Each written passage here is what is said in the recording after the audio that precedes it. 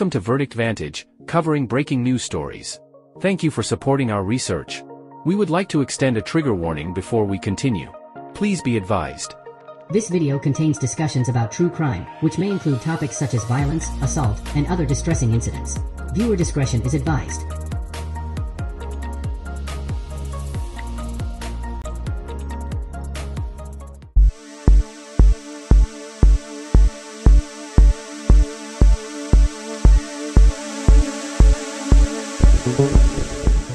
If you are interested in our future coverage of this story, be sure to subscribe and ring the notification bell before you go. Verdict Vantage thanks you for supporting our continued news coverage and research.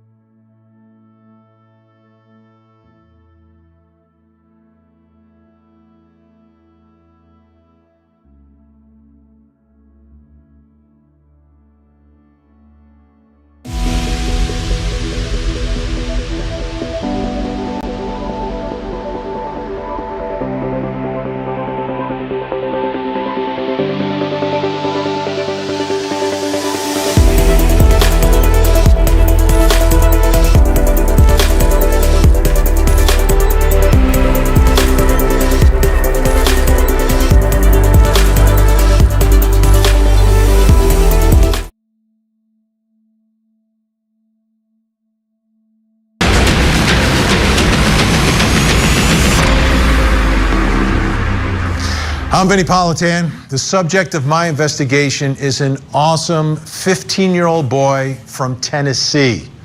His name is Sebastian Rogers. He's a child with autism, and he is missing. Now, there are a lot of questions that need to be answered in this case. Here's more of Sebastian's story. Inside this beautiful neighborhood in Hendersonville, Tennessee, there is an unsolved mystery. It was a Sunday night going into a Monday morning, and 15-year-old Sebastian Rogers was supposed to be inside his home sleeping. His mother, Katie Proudfoot, says he went to bed at 9, but was making some noise around 10, including a thud sound. Katie told him to go to sleep. She went to bed at midnight. Then at 6 a.m., Katie woke up. She went to his room to get him ready for school, but Sebastian was gone. She searched the house, and he was nowhere to be found. Sebastian's stepdad, Chris Proudfoot, was not home, and Sebastian's father, Seth Rogers, was at work about 45 minutes away. Police responded and began trying to figure out what happened. That was February 26, 2024. And as the days, weeks, and months have passed, still no sign of Sebastian, no sign of foul play, and no answers about what happened. Did someone harm Sebastian, or did he just walk away? We're searching for answers as we investigate the mysterious disappearance of Sebastian Rogers.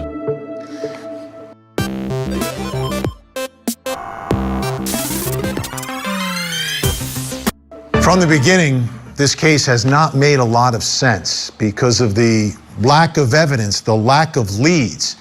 I want you to take a look, though, at the original Amber Alert in this case, because I think it's significant. The Amber Alert went out, issued on behalf of the Sumner County Sheriff's Office for Sebastian Wayne Drake Rogers. Sebastian is a 15-year-old white male, 5'5" tall, 120 pounds, with brown hair and brown eyes. Sebastian was last seen on February 26th, 2024 in the area of Stafford Court in Hendersonville, Tennessee, February 26th. That's the last time he has been seen. So what's going on right now? You know, we profile missing children all the time, every night. So my question right now is anyone still searching for Sebastian? Let me bring in my special guest, someone I know is still searching. Sebastian's father, Seth Rogers, is with us, and also joining us, the Rogers family spokesperson, Tony Mathis. Thank you both for being here. Appreciate the opportunity to speak with you and the opportunity to speak about Sebastian. Seth, let me begin with you. Is anyone still searching for your missing son? I am.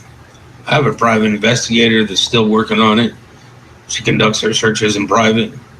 She has her own volunteer base. We're not going to stop until we find it.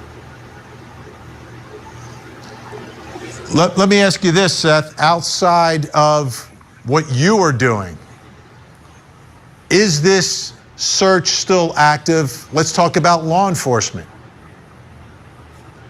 From my understanding, law enforcement is still searching. They're doing it privately as well.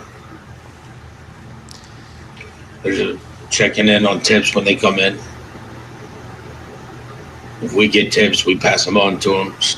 Same time we get them. And how is that part going with tips? Are people still providing information when they come across things? And what are your thoughts about? We still get information. I mean, we still get emails every day. We have a tip site that is up. I put that up. It's a valid tip site for anybody who wants to email or call, wants to be anonymous or whatnot. Tony, I wanted to bring you in the conversation. This is a difficult situation. And I understand the onslaught of public attention that this has gotten. And sometimes that's a big positive in keeping Sebastian's face in the public and getting people to know who he is and think about him. And if they see something, hopefully say something. But obviously there can be downsides as well. How is all of this publicity, from your perspective, impacting the search for Sebastian?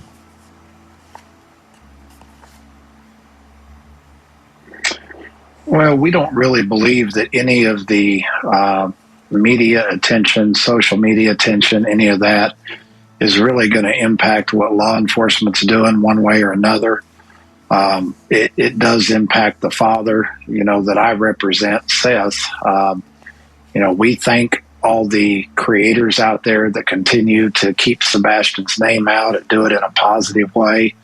Our message to most of the media attention, more social media than mainstream, is that, we ask that you cover the case in a positive way. If you choose not to do that and back away, that's okay too. But any positive support that we can get for Seth while he's looking for his son is a big deal for us. And Seth, I know that during the course of all of this, there have been some potential leads that became very public, including a photograph of someone who seemed to resemble Sebastian at a rest stop in, I believe, North Carolina. How are you holding up through all of this, and where's your level of optimism right now? I have faith. I have hope. Sebastian's alive. We just got to find him. There is nothing else. Just finding Sebastian. Tony, I wanted to get you in on this as well, in terms of as a family spokesperson, do you feel that there is still the same level of I guess, commitment from everyone, the community, law enforcement, media, to make sure that anything and everything is done to find this missing child?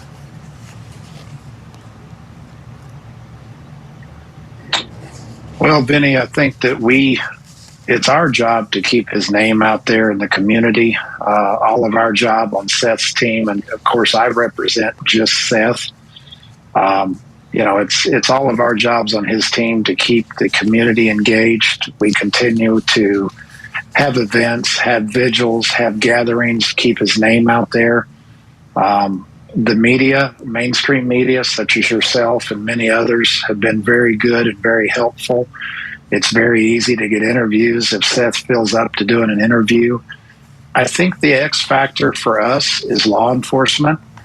I think that the communication, it's been a bit lacking, at least as far as Seth and I are concerned. We don't really know what it is they're doing. We have faith. We heavily back the blue. Of course, Seth is in law enforcement. I live in Oklahoma. We strongly back the blue in my community. But, the question that I always ask that we still haven't got an answer to is, just simply tell Seth, are you any closer today to figuring out what happened to Sebastian than you were on February 26th? And quite frankly, we feel like that's a very fair and logical question. We have not got an answer to that. That has to be absolutely excruciating. By the way, folks, as you watch, you'll see on the bottom of your screen numbers and places you can contact if you have any information. Seth, how are you holding up? I'm always concerned about you going through this. I've spoken with other parents through the years. I got a strong sense from them what it can be like. How are you holding up?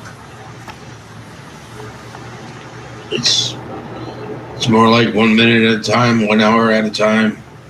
It doesn't really seem like it's been 5 months. It's just you lose track of time.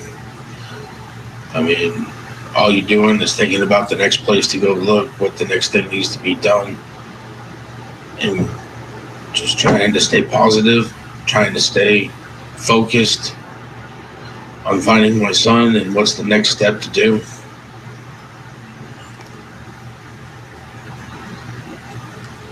What's been the biggest frustration for you so far in the search?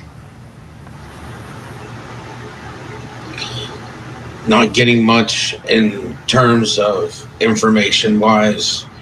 The last thing that I was really informed of by the sheriff's office is they don't have anything stating that he left the house. And that's pretty much, that's it. But obviously he's not there, or else we wouldn't be looking for him. There's no sightings. There's nothing. It just went poof.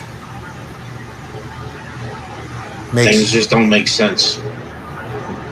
I mean, we're talking about, first of all, we're talking about a male child that left his house with nothing. A teenager that left the house with nothing. No phone, no switch, possibly no shoes, no backpack. I mean, completely unprepared. That's no money. It's not how he leaves the house to go somewhere with me. I don't expect him to leave anywhere without his phone and way of communication in case something happens. It's just too much doesn't make sense. It doesn't. Seth Rogers, Tony Mathis, stand by, stay with us. When we come back, we have another question to ask tonight. Was Sebastian's mom the last person to see him?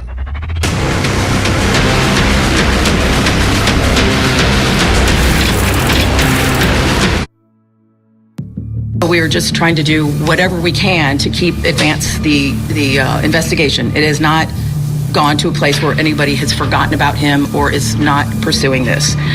The parents have been cooperative throughout at the beginning of the investigation.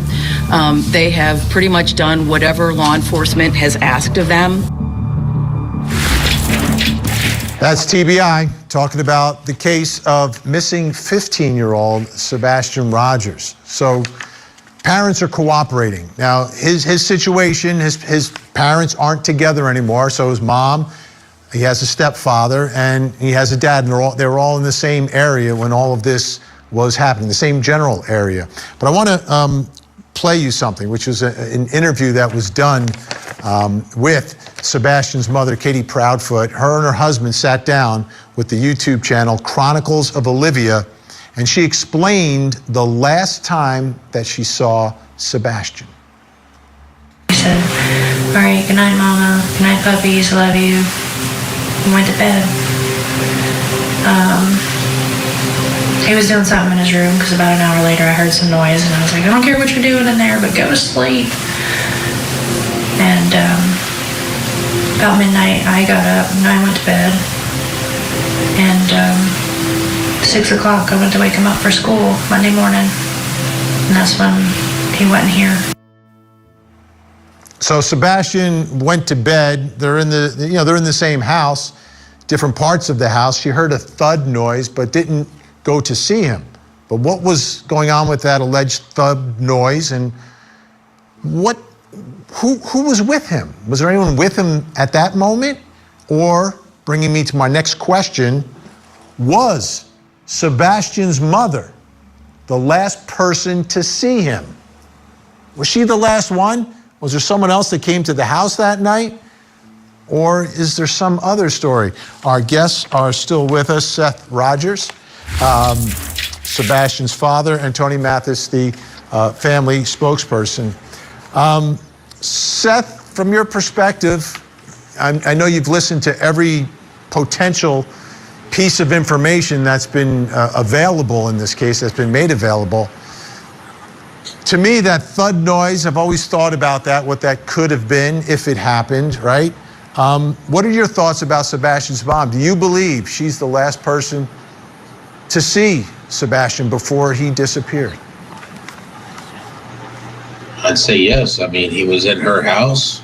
She's the one that put him to bed. She'd be the last person to have seen him. What do you think about that thud noise that she described, the rustling that was going on? I thought about it. I've looked at the house. His room is on the first floor, right? So his window is accessible from the outside? It would be, I believe, but I know law enforcement went around the house and stated that none of the windows or screens had been tampered with.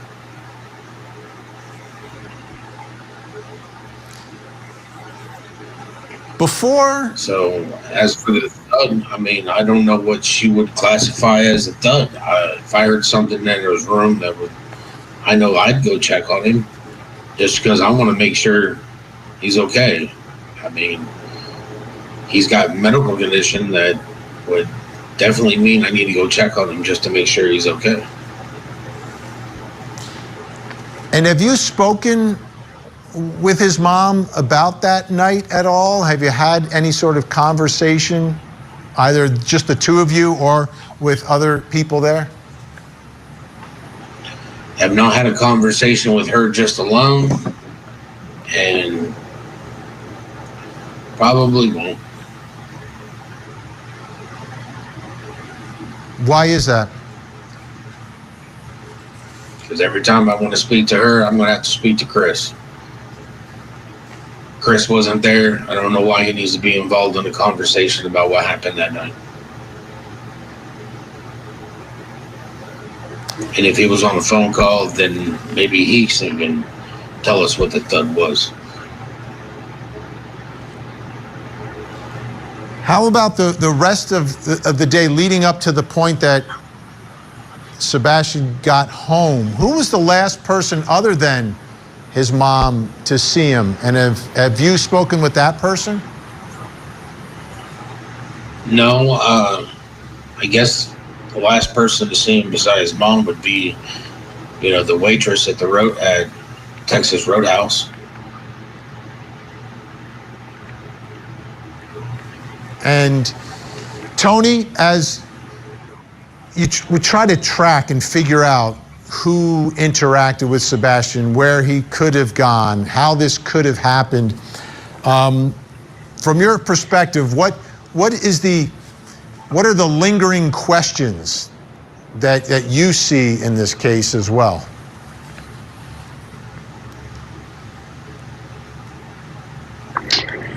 Well, if you're talking about that situation specifically, Vinnie, I mean, clearly she was the last person that was seen with him. There has been no evidence that he ever left the house on his own. So in my mind, what would be the opposite of him leaving the house on his own? It would be leaving the house with somebody. Well, the only somebody, admittingly, by Katie that was in that house was her. So clearly we have some questions there. But my bigger question as Seth's spokesperson, and where I would ask CourtTV to give us some assistance is, we have video evidence that shows that Seth was at work. We've had all of his electronic devices that have been seized and dumped. We'd like to know why Seth still hasn't been cleared, or what they might need from Seth and or myself to get him cleared. So they have not cleared Seth. I didn't realize that. I just didn't realize that was the situation. So not at all. So my guess is if they haven't cleared him, that may explain some of the lack of communication that is going back and forth in this case. Good possibility. But what more do you want from me? I was at work. I was video camera from 6 p.m. till after 7 a.m. the next morning. My son should be with me right now. He should be in this house, and I should not be looking for him. Tell me where I don't gain anything from this. This is not funny. The fact is I'm looking for my son. He's not here. Y'all took my electronics. What more do you want? Do they need my bank records? You can have them.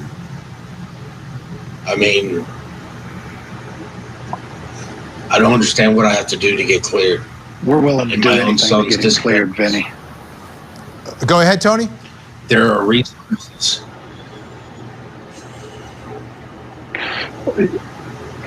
Yeah, we're willing to do anything to work with them to get him cleared, because it does allow us to bring in more resources once he's clear.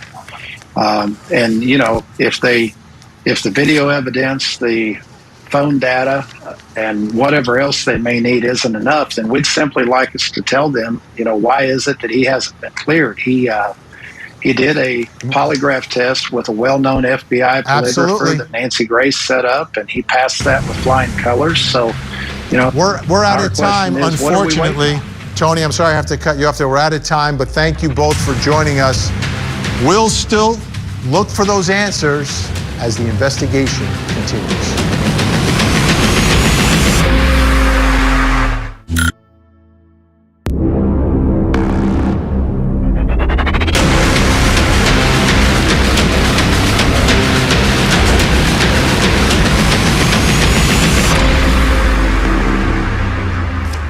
I'm Vinnie Politan. Our investigation into the disappearance of 15-year-old Sebastian Rogers from his home in Tennessee continues. The circumstances surrounding this disappearance, though, really raise a lot of questions that need to be answered. Here's more of his story. 15-year-old Sebastian Rogers seemingly disappeared without a trace from his home in Hendersonville, Tennessee, where he was living with his mom and stepdad. His mom said he went to bed, and in the morning, he was nowhere to be found. Investigators reportedly have no suspects, no leads, and no evidence of what happened to Sebastian. How is that possible, and where is Sebastian? This is a case that's been very short on evidence, but an audio recording has been circulating online that sounds like it could be a radio transmission from a canine handler during the search for Sebastian. Now, the speaker on this audio references several places near Sebastian's home, like the construction site, the cemetery, and the retention pond. The link to this audio file was uploaded to Twitter by SF Investigates, but it's unclear where the recording came from originally. Nice big track back up, going into the construction site over here, back towards the beach. The one behind you. It's awful muddy. Do you see any footprints or anything? You shouldn't have any shoes on. Thing is, this is all dry, hard packed. Alex, time report. LT, we're now headed back south towards the cemetery on the far end of the construction site. Oh boy, I can see. I do have some footprints over here. Right there where you're standing? Yeah, leading right over here to the retaining pond. No shoes, just footprints.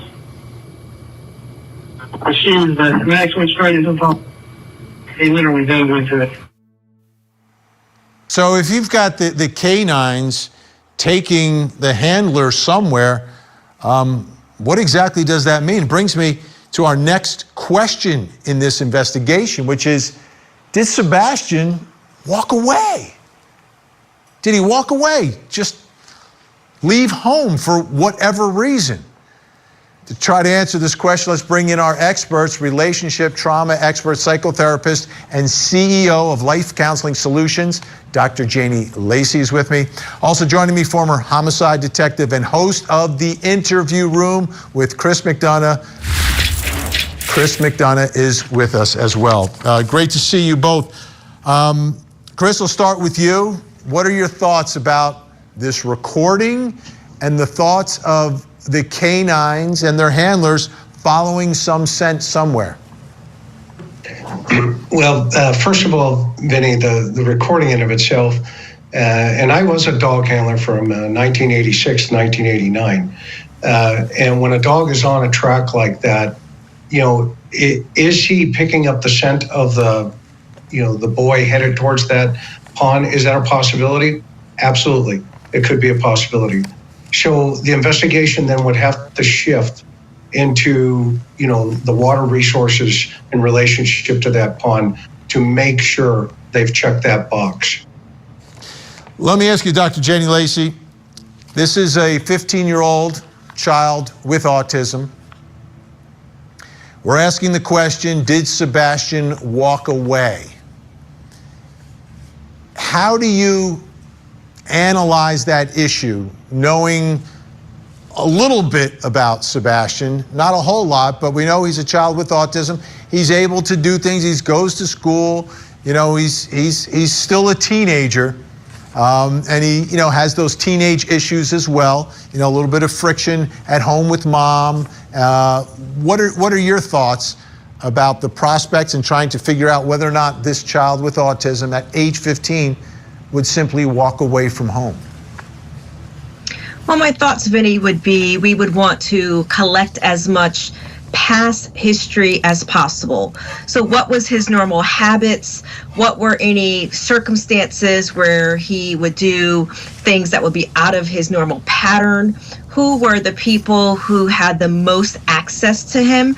And what would be some of their impressions, observations, if he tend to have normal habits, if he tend to have repetitive habits? So those would be some of the collection points that we would want to understand, the observations, what was his habits, what were the things that people reported that was any type of strange behavior, because we know that past behavior can predict future behavior. So we want to look at some of those kind of pieces to see if the possibility for him to just walk out of his home and to some of these areas would be likely based off of his past indications of behavior or past observations from those that had access to him. All right, Chris, from your perspective, trying to put together pieces and trying to figure out, did he or did he not just simply walk away from his home? What are some of the things that you're looking for, and what are some of the things that have been revealed that would be significant in trying to answer that question? Well, the first thing, Vinnie, is whenever a child goes missing, you have about 3 hours from a law enforcement perspective to react. And that means, shut the scene down, shut the house down, because, statistically across this country, there's what they call the victim risk continuum. And the lower the risk, the higher the probability that there was, some type of cross germination to either a suspect and or, a risk activity that put the child in jeopardy. Let's use Elizabeth Smart for an example. She's sleeping in her room. All of a sudden, she disappears out of her house. But her sister remembered that it could have been the handyman. This was months later. So that showed that the investigation stayed at the home. In this particular case, you have mom who says, I saw him go to bed. I heard a thump. I went to bed. I woke up at 6 o'clock in the morning. He's gone. Well, children just don't vanish. So what are the probabilities, based on what the doc just said, that that could be reality? So as an investigation, you want to start in the house. You want to start with everybody in the house, everybody related to the house, and then search the neighborhood. And you'll be surprised with today's technology how the circle gets smaller, smaller, and smaller. So those are a couple of things that I think this investigation started, and it looks like they did a pretty good job based on the filming that I've seen. Now, Sebastian's dad joined the Pascal Show on YouTube and discussed what law enforcement's dog handlers told him about the search for Sebastian. Design, develop, scale, repeat. Wix Studio, the platform for agencies and enterprises. One dog followed a scent out into a construction site and then it disappeared. Could you maybe expand on that or explain a little bit more about that? One of the dog handlers told me first day, wow, Monday, that the dog popped to a trail and they followed it and went all the way around and it ended in a construction site, but it ended. It's like there was nothing there. Right. And that's a little odd. Which right? Leads me to believe that, well, if it ends, normally the scent ends when you stop traveling on foot. From my understanding, that would mean that he got into a car. Okay, let's follow up on that, Dr. Jenny Lacey. If he ends up in a car, to me that means he would have been lured out of that house in the middle of the night. What are your thoughts about the prospects of that? Someone like Sebastian, right? He has some special needs. He's a child with autism. Being lured by someone, perhaps someone from online, and bypassing, not telling his mother, not telling his father, and being able to walk out of that house. What do you think it would take to lure Sebastian out of that home? Well, we would want to consider his normal patterns of behavior, including who he had normal conversations with. Was he playing online, on games, and speaking with people he became familiar with? So we would want to look at that familiar patterns for him. And if potentially, as we know, a lot of teenagers do play games online and have online friends. So we would want to investigate and look at who was he regularly talking to or who he encountered, because based off of that information, if he potentially was lured and he got into a vehicle, we would probably want to make some assumptions that there probably was some familiarity, and unless there's some evidence of struggle, which it doesn't sound like there is. So I would be looking at his attachments or his familiar patterns when it comes to people he was commonly communicating with, playing games with, or just potentially who he would consider friends. And a lot of teens consider people they meet online as friends. So that would be a path that we would want to follow. I want to take a listen to what his dad told me on a previous program about Sebastian just walking out of the house. It doesn't seem like my son at all. He would never leave my house in the middle of the night barefoot. And if he did, he wouldn't. He wouldn't. We've left in the middle of the night. There's been times that we've gone fishing in the middle of the night. We plan that sort of stuff. But him walking out the door in the middle of the night, no. It's not something he would do. It's something he's never done on me. Chris, for him to walk out in the middle of the night, I think it would take him to be lured by someone. And if that's the case, there would seemingly be some digital trail and perhaps a physical trail of that. Yeah, absolutely, Vinnie, and you're 1,000% correct. And that digital footprint by this point, we're almost 6 months into this, and let's also take into consideration we have a child on the spectrum scale. He's on medication. So, if he's lured out of that house, then the suspect is taking a risk. Number one, within a very short period of time, if the victim starts to have withdrawals or anything on that medication, that's a huge problem to manage if you've just kidnapped this child. The second piece of this, to that digital footprint question, is if the authorities have looked at that digital footprint and said, okay, it just doesn't exist, then you have to go back to the house and you have to start looking at all of what we call the victimology of each and every individual that is in that home or had access to that home, and then start dissecting this case from there. All right, our guests are staying with us. When we come back, have to ask another question, and this is a tough one. Will Sebastian ever be found?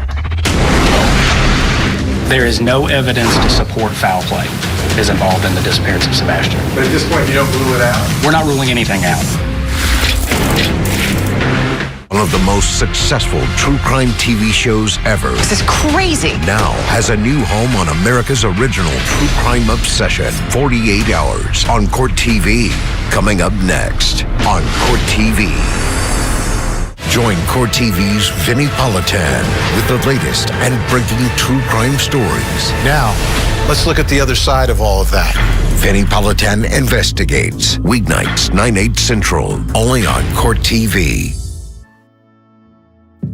I'm not part of the investigation, and they don't have to let me know anything, which they don't let me know anything.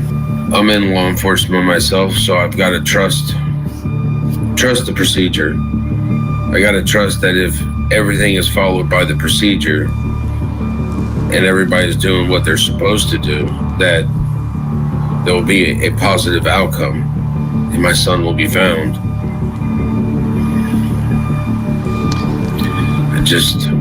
I don't understand. They haven't come up with anything. Why they're not asking for higher powers to help.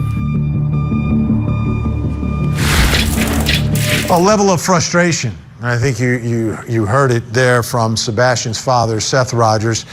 Communication with law enforcement, but law enforcement in this case, where are they in the investigation? What evidence is there? I want to go back and take a listen to one of the original press conferences in this case right after Sebastian went missing.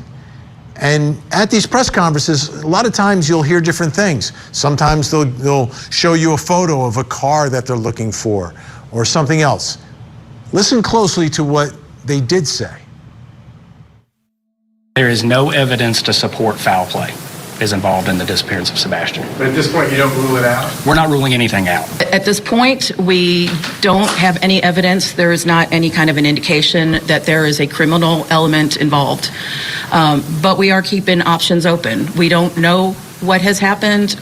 We don't know where Sebastian is right now, so we are pursuing any and all avenues. No evidence of foul play. Like, you could end the sentence, I think, a little quicker. Like, no evidence is what they're saying. A 15-year-old boy disappears. No evidence. Brings me to my final question. This is a tough one. Will Sebastian ever be found? If you've got no evidence, how do you find him? Let me bring back in my guests. Still with us, Dr. Janie Lacey and Chris McDonough. Dr. Janie Lacey, I'm going to start with you first, which is the toll that this takes on a family, on a father, when you're not getting communication from the people who are in charge of finding your missing son, and you hear the words, no evidence. How much more difficult does that make all of this?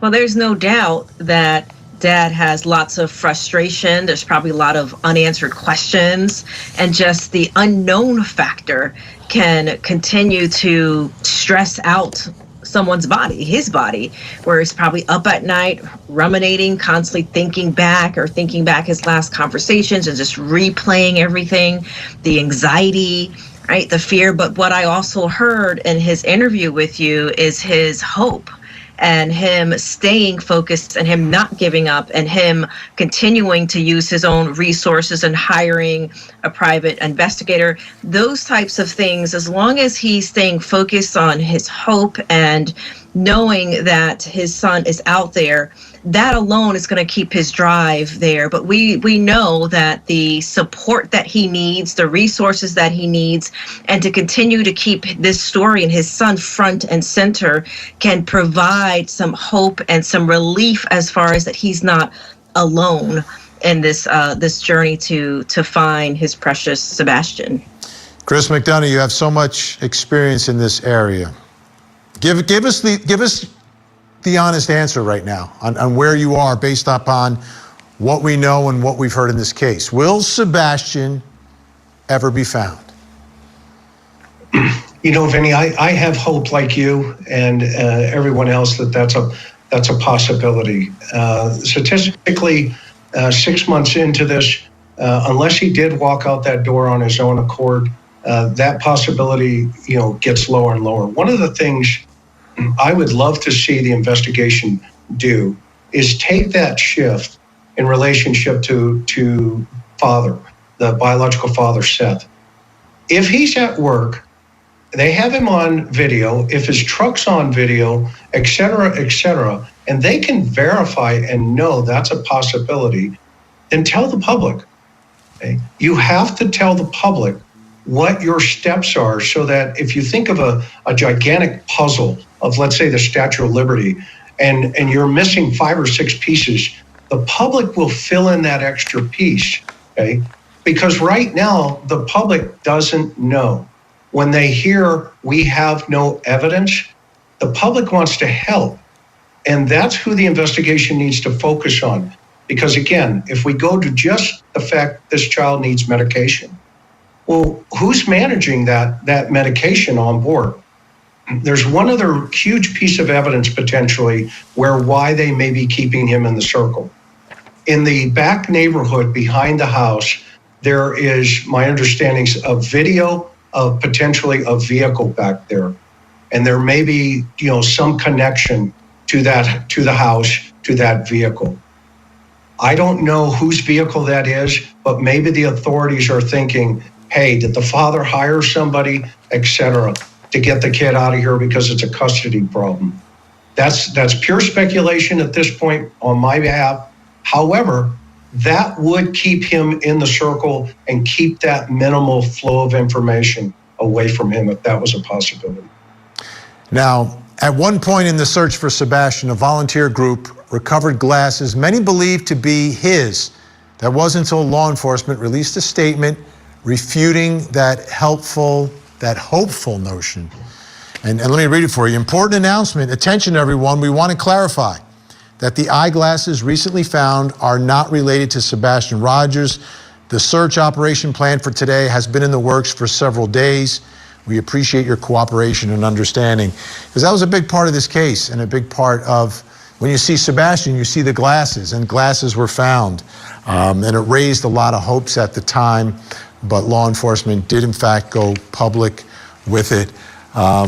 Dr. Janie Lacey, if Sebastian is out there somewhere, we only have about 30 seconds here, but what do you think is going through his mind if he's being held somewhere?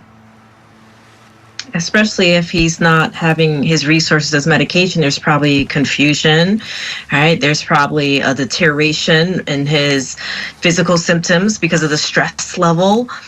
So there's probably just a lot of confusion if he is out there and he's being held and not knowing what's going on and not familiar with his surroundings or the people who is there. He'd be scared, he'll be fearful. Yeah. Well, Dr. Janie Lacey and Chris McDonough, I want to thank you both for joining the investigation tonight. Your insight is really important, and your time is valuable, so we appreciate it. Okay, folks, no leads, no evidence, no answers. That is just not acceptable. 15-year-old boys don't just disappear.